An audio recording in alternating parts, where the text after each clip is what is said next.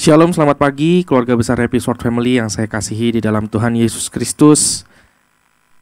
Kita mengucap syukur sama-sama pada pagi hari ini kita masih bisa mendengarkan renungan harian secara online dan kita diberikan kesehatan untuk kita bisa menjalani kehidupan kita pada hari ini.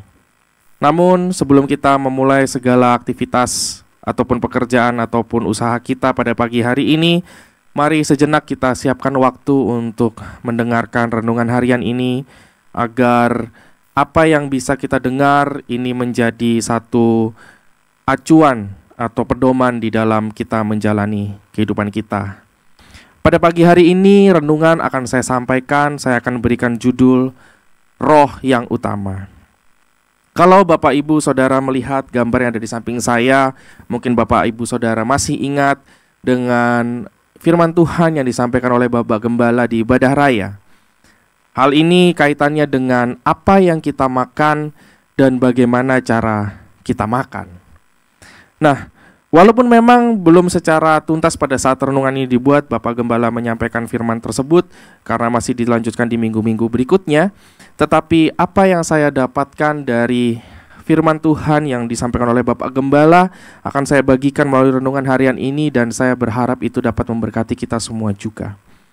Saya akan memulai, sebelum membahas lebih dalam, saya akan memulai dengan membaca sebuah ayat yang diambil dari 2 Korintus pasalnya yang keempat, ayat yang ke-16 sampai dengan ayat ke-18.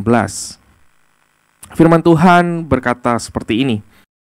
Sebab itu kami tidak tawar hati, tetapi meskipun manusia lahiriah kami semakin merosot, namun manusia batiniah kami diperbaharui dari sehari ke sehari.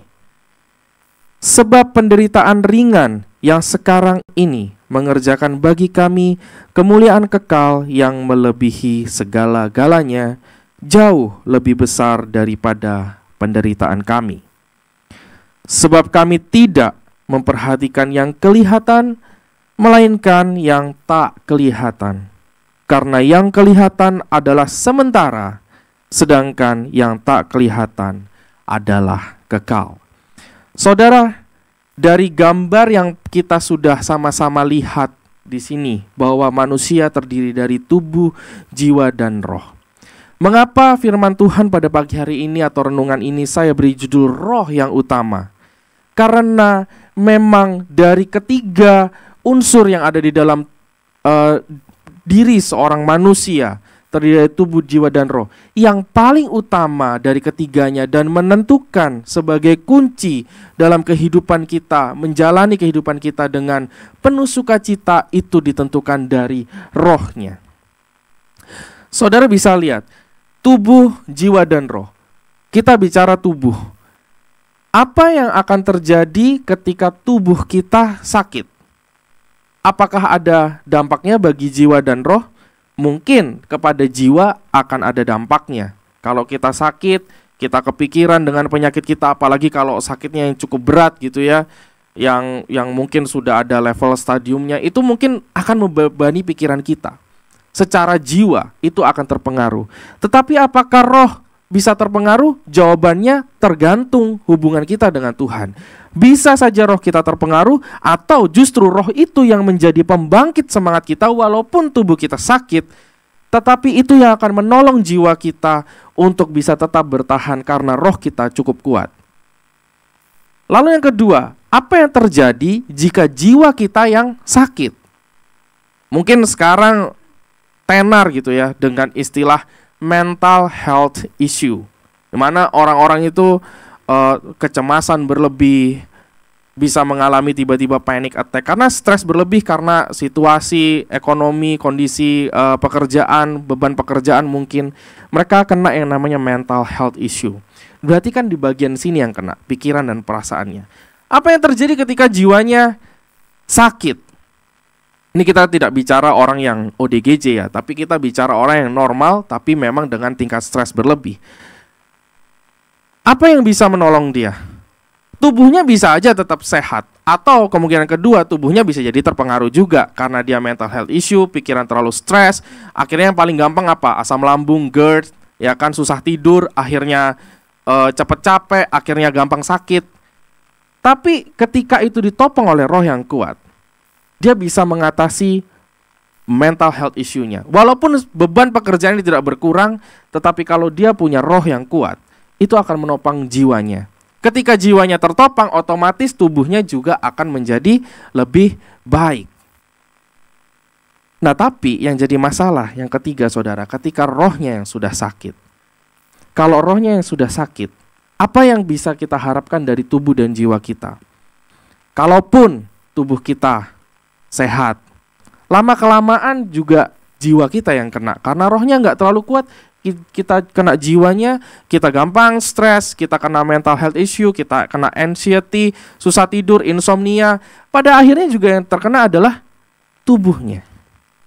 Makanya dari ketiga hal ini, yang ingin saya sampaikan pada pagi hari ini adalah utamakan roh. Pikirkanlah roh. Kita nggak bisa hanya pikirkan tubuh kita sehat dengan berolahraga cukup. Kita nggak bisa pikirkan jiwa kita sehat hanya dengan kita pergi berlibur, melakukan semua aktivitas yang kita sukai, hobi kita. Tetapi kalau roh kita tidak pernah pikirkan, kalau roh tidak pernah kita seimbangkan kebutuhannya di dalam kehidupan kita, maka apa dampaknya terhadap tubuh dan jiwa kita? Jadi pagi hari ini saudara, jelas jawabannya kalau dua unsur dari roh itu adalah kasih dan firman. Paling tidak perkuat diri kita dengan firman. Dengarkan firman dimanapun kita berada. Sekarang sudah gampang kita akses firman Tuhan di aplikasi di dalam handphone kita. Itu pun sudah bisa ada audionya, bisa kita dengarkan. Atau kita bisa dengarkan renungan dari teman-teman kita. Atau kita ikuti semua kegiatan ibadah yang ada dan kita mendengarkan firman dengan baik. Itulah yang akan menopang roh kita dengan kuat. Jadi saudara, jangan bermain-main dengan roh kita. Jangan kita santai-santai dengan roh kita. Karena biar bagaimanapun, peranan roh itu sangat besar dalam kehidupan kita sebagai manusia. Karena itu akan mempengaruhi tubuh dan jiwa kita. Sebab itu saudara, setialah datang beribadah untuk kita bisa mendengar firman Tuhan dari Bapak Gembala mengenai apa yang kita makan dan bagaimana cara kita makan, karena itu juga nanti akan menentukan bagaimana kekuatan dari roh kita. Saya tutup renungan kita pada pagi hari ini dan mari kita bersatu di dalam doa. Terima kasih Tuhan Yesus Kristus atas apa yang telah Engkau berikan di dalam kehidupan kami sampai dengan hari ini yang boleh kami nikmati Tuhan. Tidak terkecuali hal baik, hal buruk yang kami alami, kami percaya ada campur tangan Tuhan. Tuhan di dalam setiap kehidupan kami tahu bahwa kami harus mengutamakan roh di dalam kehidupan kami. Ajar kami, ingatkan kami, dan terus didik kami, bimbing kami Tuhan di dalam pengertian akan firman-Mu Tuhan. Sehingga dari apa yang kami baca, apa yang kami dengar, kami tidak salah paham, kami tidak salah mengerti. Dan tentunya setiap benih itu boleh bertumbuh kuat di dalam hati kami. Sehingga pada akhirnya Tuhan, kami percaya tubuh dan jiwa kami pun akan menjadi baik karena roh kami yang kuat. Kami percaya Roh Kudus-Mu yang akan menolong kami. Dan kami juga serahkan Tuhan hati kami, pikiran kami ke dalam tangan Tuhan, biar Tuhan yang sucikan, Tuhan yang murnikan, dan kehendak-Mu yang jadi dalam hidup kami. Terima kasih Bapa, di dalam nama Yesus kami berdoa. Amin. Terima kasih Bapak Ibu Saudara, selamat pagi dan Tuhan Yesus memberkati.